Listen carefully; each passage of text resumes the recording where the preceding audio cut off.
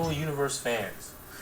This is Castro Sakio coming back again with figure review from the Marvel Universe.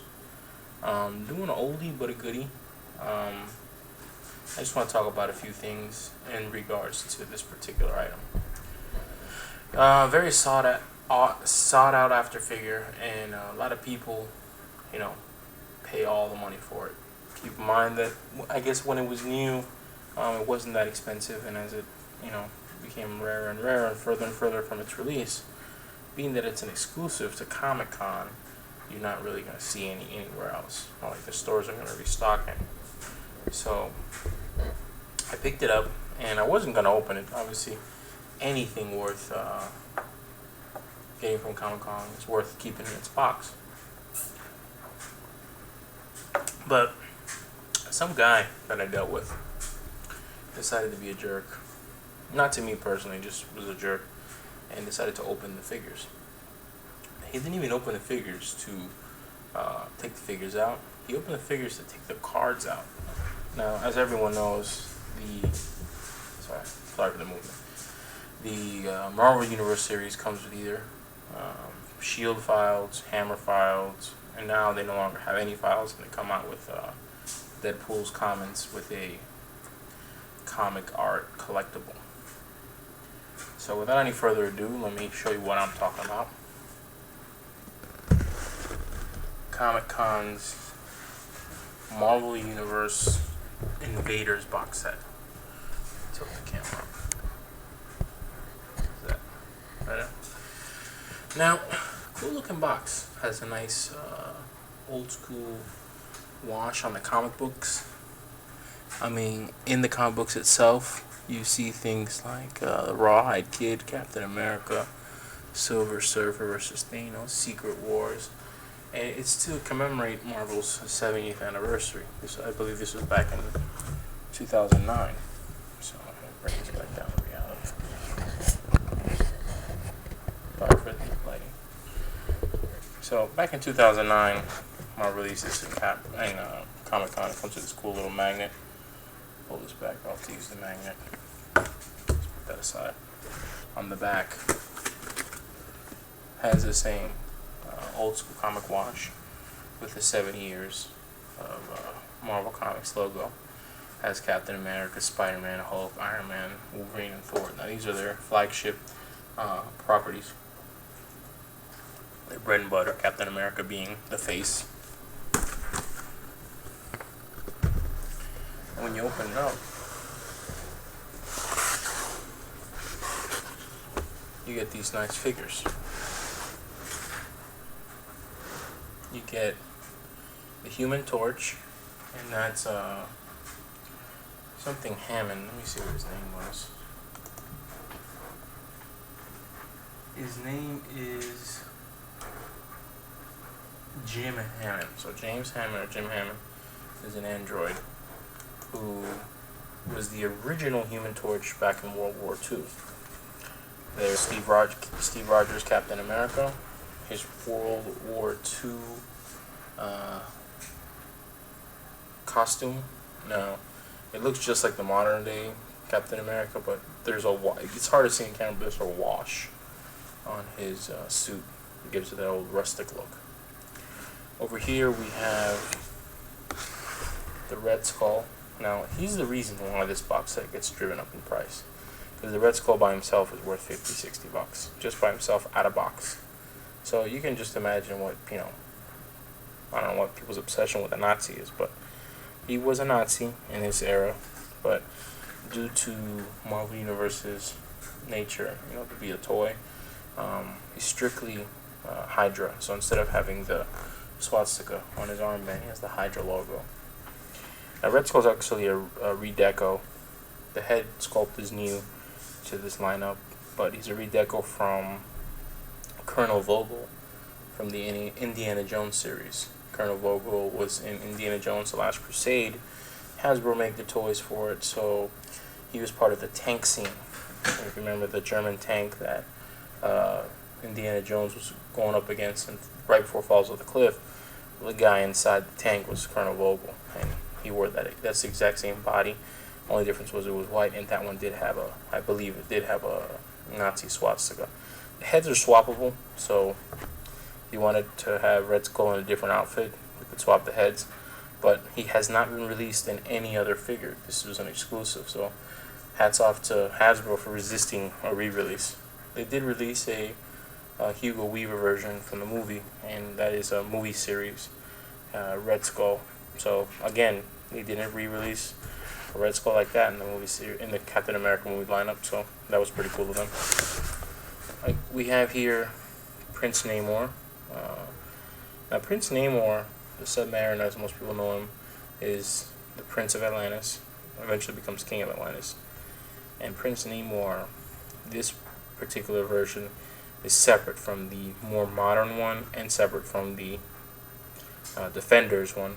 But this one has that skinny Spider-Man buck, so it's really awkward and frail. But it comes with that cool conch shell horn and his trident. So the reason I'm a little pet peeved, and I'll take this guy out and show you. This is like a little box set within a box set. They come with these cool frames around it, so you could take the figure out and put the frame back into the boxing itself. That's cool art and the character right there. Yeah, look at those abs. So essentially you just put this back in. If you really want to keep the figure, you'll always have the little backdrop. So it does encourage you a little bit to open this up. What I was teed off about, I'm going to move this back a little.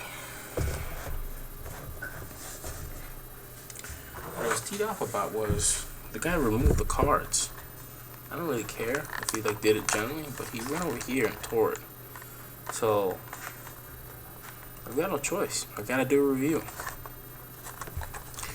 On the back it does tell you a little backstory, half human, King of Atlantis has often preferred to isolate himself as a kingdom, da da da da da. You can read this somewhere. So I'll bring it real close. Pause it, read it, there you go. I'll get the other ones out.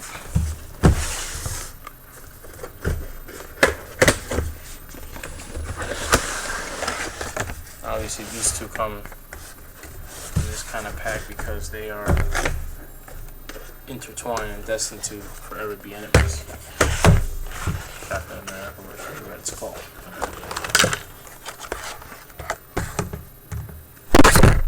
Sorry.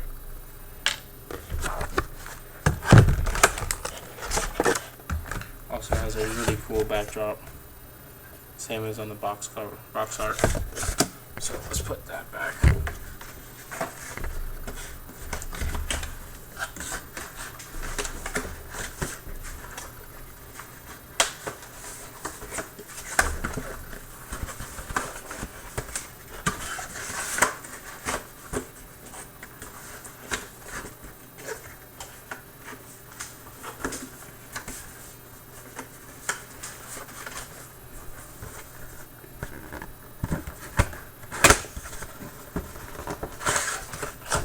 I'll do the Human Torch.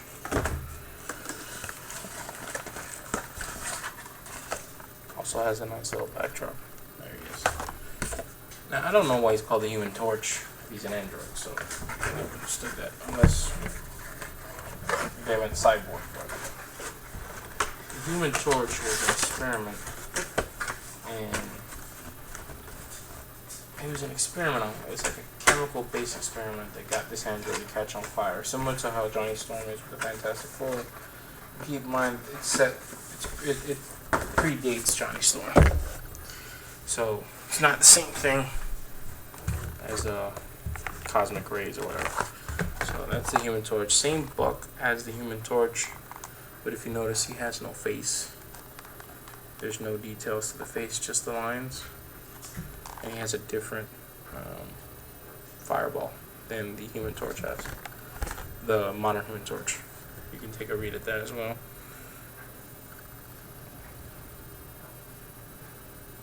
Yeah, when he was first built, not even his creators suspected how complex the android that would later become the original Human Torch was. Human in every way, accounts, Jim Hammond swore to protect humanity and willingly enlisted in the battle against the axis of evil. His flame powers and ability to fly provided the invaders with air cover they needed as he soared overhead, melting enemy tanks and our artillery into slag. So I guess he earned his humanity. And there's a nice little box art of the Human Torch. There's also another one called El Toro, which was his sidekick. There you go, your buddy Red Skull.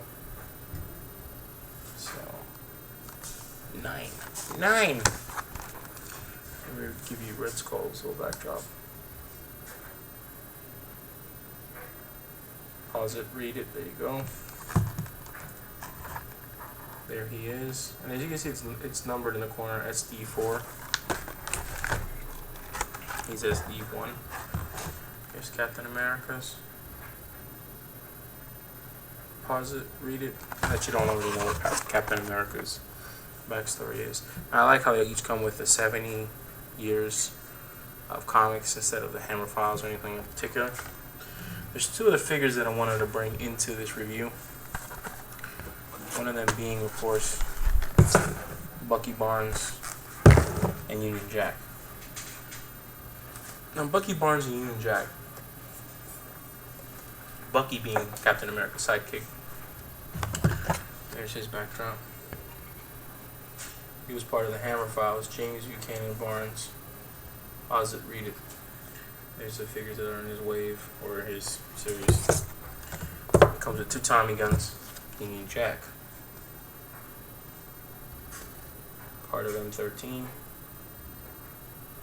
Now, there were several Union Jacks over the years. And I think this version is the son of Union Jack, the original one from the Invaders, but I think the same costume was overall. Union Jack didn't have any special powers or was a superhero in that sense, but he was a superhero as being liaison to the Invaders in England. So even as an old man, Union Jack was still kicking ass. So he comes with the blade and his pistol, and very stealthy kind of guy. Has the Union Jack uniform. Also been an ally to Excalibur and Captain Britain. So let's not get this delayed any further. Let's go ahead and open up this nice little box set, and I will be back.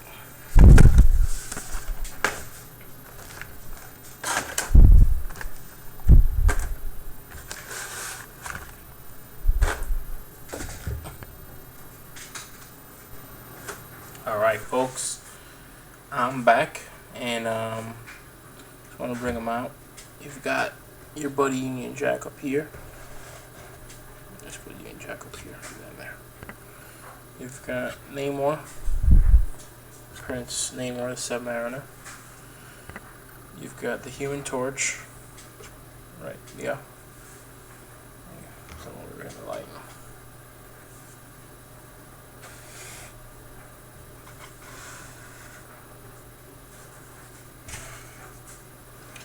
You've got the Cap.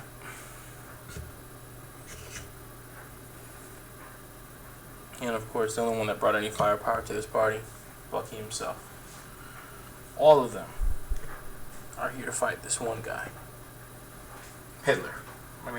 Red Skull. Just touch a little bit on articulation and some of the features these characters have. Union Jack is your traditional Daredevil, Bullseye, / Vision, / Reed Richards Secret Wars, / Black Panther, Buck. Ball jointed shoulders, single jointed elbow, wrist twist, ball jointed hips, ball jointed torso, double jointed knee, has ankle pivot. Captain America, same identical. Articulation with the exception of the ankle where it's just Union Jack is a swivel. Captain America is just a pivot, so it just goes up and down. Bucky, same thing as Cap. Human Torch and Prince Namor have the same exact buck. The skinny little, Spider-Man Human Torch buck. Human Torch does come with this thing, but I don't see how he can hold it because his hand can only hold one thing at a time. And of course, last but not least, the Red Skull, ball jointed shoulder, ball jointed elbow, no wrist articulation. Hinged hips, meaning there's no ball joint, so it just goes back and forth, doesn't go anywhere else but back and forth. Ball jointed knees,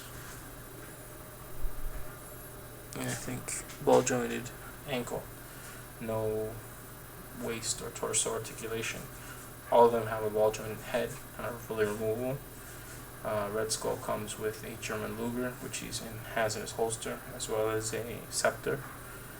Bucky comes with two Tommy guns. Bring this closer. Prince Namor brings the Trident and the conch horn. Union Jack brings the blade and what looks like a Colt 45, but interesting is he doesn't have a hand that can hold a gun, so I didn't see the point of that. Cat brings an old school shield with a vintage wash to it, and vintage paint, with straps. It has no peg hole in the back, just to show you. He does have the shoulder straps to put the shield on his back if he had to. He has a canteen and holster belt, no guns. The original Human Torch brings a fireball that's really difficult for him to hold because it's not made for anything. And he doesn't have a hand that can grasp anything, so I thought that was kind of weird. But I just wanted to thank you guys for the review. I know it was a very short review of such a very hard to find box set. But I figured I'll leave you guys with the guy who steals the show. Mein Führer, Red Skull. 9. Who speaks Deutsch? I'm just looking for Captain America. Who speaks Deutsch? What an intimidating looking cat. Auf Wiedersehen. Dankeschön.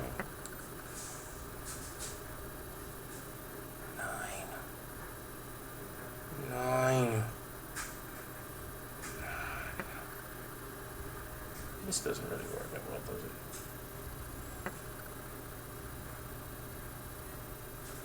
The Red Skull. 9. Thanks for tuning in, folks. I appreciate it. Tune in next time, and hopefully we'll have a good time.